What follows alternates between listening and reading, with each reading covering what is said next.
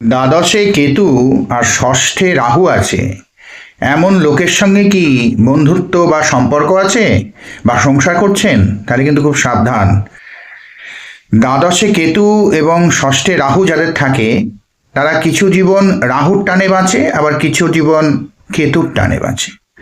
যখন রাহুর টানে সে বাঁচবে তখন সব কিছু আঁকড়ে ধরবে, আবার কেতুর টানে যখন বাঁচবে তখন সেই সব কিছুকেই আবার ছুঁড়ে ফেলে দেবে। যেমন ধরুন, এই ধরনের লোক যদি কোনো নেশা করে, হয়তো গ্যাঁজা, মদ, বিড়ি, সিগারেট যাই খাক, এরকম দেখবেন যখন খাচ্ছে তখন প্রচুর খাচ্ছে, খেয়েই যাচ্ছে, এবং ভাবতেই পারবেন না এই লোকটা যে কোনো একদিন হঠাৎ ঠিক করবে আজ থেকে আর আমি খাবো না, এবং হবে, এবং সে সারা জীবনে আর কখনো সেই জিনিসটা ছুঁয়ে দেখবে না।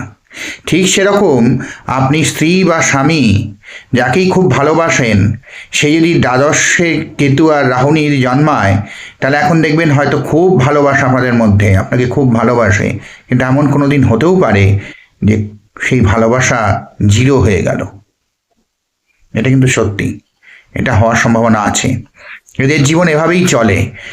রাহুর প্রভাবে যখন চলবে তখন সব কিছুকে আঁকড়ে ধরবে, যা যা মোহ আছে সব মোহগ্রস্ত হয়ে থাকবে।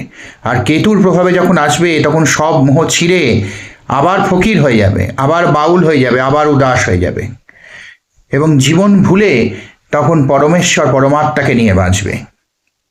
এরম হয়। ভালো থাকবেন সবাই।